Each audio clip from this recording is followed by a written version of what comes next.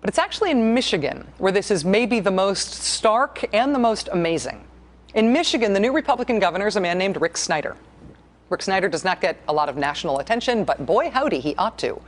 What Governor Snyder is doing, I think, tells you in particular how clueless the Beltway press has been about what is actually happening in the states right now in Republican politics. If you listen to the Beltway press, even those who are willing to be critical of the Republicans, they say things like, well, real fiscal conservatives would consider raising taxes as well as cutting spending to address their state's budget shortfalls.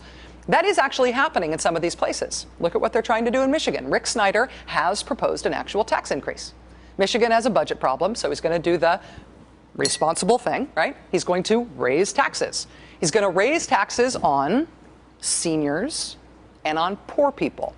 $1.7 billion in tax hikes for Michigan's seniors and Michigan's poor people, and for people who want to make a tax-deductible donation to public universities. Sorry, Michigan has a budget problem. We're going to have to raise a whole lot of money from you. Poor people, old people, people supporting public schooling. You have to take the hit because the state needs to save that money.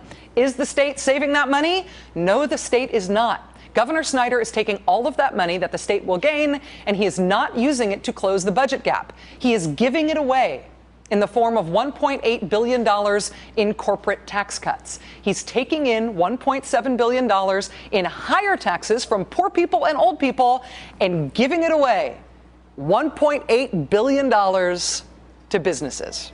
Net short-term effect on the state's budget? Zero or worse. It is not about the budget. It is really not. It is not about the budget in Wisconsin. It is not about the budget in Florida. It is not about the budget in Ohio. It is not about the budget in Michigan.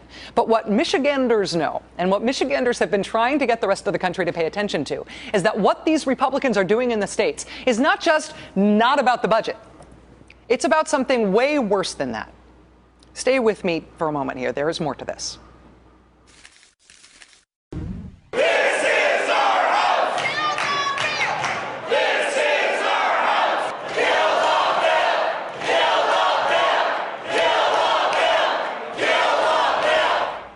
Why are these people in Michigan so loud? Why are these people in Michigan so mad? It's not just because they haven't won yet, like the protesters in Wisconsin have. It's because Michigan Republicans are telling them that they are about to lose their right to elect local government. The governor's just going to take care of that from now on. See, the governor knows best. This whole democracy thing, turns out it's very inefficient. And haven't you heard? There's a crisis.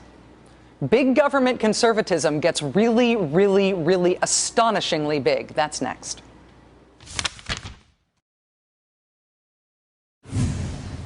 The Michigan House has already passed, and the Michigan Senate is about to pass a bill that sounds like it is out of a dystopian leftist novel from the future.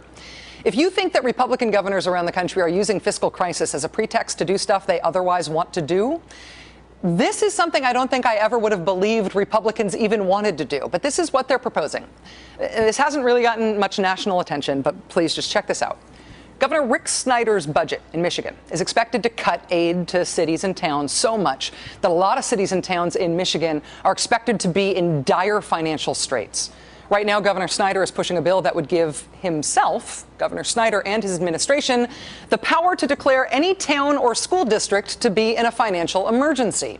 If a town was declared by the governor and his administration to be in a financial emergency, they would get to put somebody in charge of that town.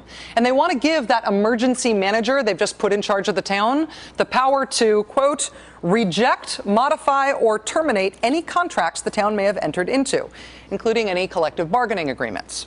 So this emergency person who gets put in charge of a town deemed to be in financial crisis by the governor's administration, this emergency person gets to strip the town of union rights unilaterally by their own personal authority. But this emergency person also gets the power under this bill to suspend or dismiss elected officials. Think about that for a second. Doesn't matter who you voted for in Michigan.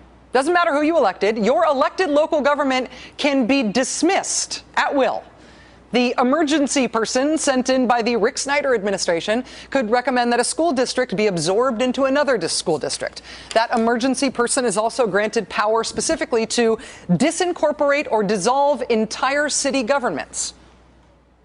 What year was your town founded? Does it say so, like on the town border as you drive into your town? Does it say what year your town was founded? What did your town's founding fathers and founding mothers have to go through in order to incorporate your town? Republicans in Michigan want to be able to unilaterally abolish your town and disincorporate it, regardless of what you as a resident of that town think about it. You don't even have the right to express an opinion about it through your locally elected officials who represent you, because the Republicans in Michigan say they reserve the right to dismiss your measly elected officials and to do what they want instead because they know best.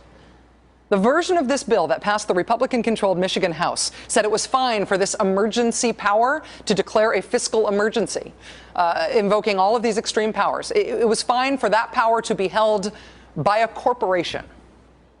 So swaths of Michigan could, at the governor's disposal, be handed over to the discretion of a company. You still want your town to exist? Take it up with the board of directors of this corporation that will be overseeing your future now. Or rather, don't take it up with them. Frankly, they're not interested. Instead of thinking of Michigan as the upper and lower peninsula, let's just consider the prospect of Amway Stan, right? The area between Pontiac and Flint. Could be a nice Dow Chemicalville, maybe. The power to overrule and suspend elected government justified by a financial emergency. Oh, and how do you know when you're in a financial emergency? Because the governor tells you you're in a financial emergency. Or a company he hires to do so does that instead. The Senate version of the bill in Michigan says it has to be humans declaring your fiscal emergency. The House bill says a firm can do that just as well. This is about a lot of things. This is not about a budget. This is using or fabricating crisis to push for an agenda you'd never be able to sell under normal circumstances. And so you have to convince everyone that these are not normal circumstances. These are desperate circumstances, and your desperate measures are therefore somehow required. What this is has a name. It is called shock doctrine.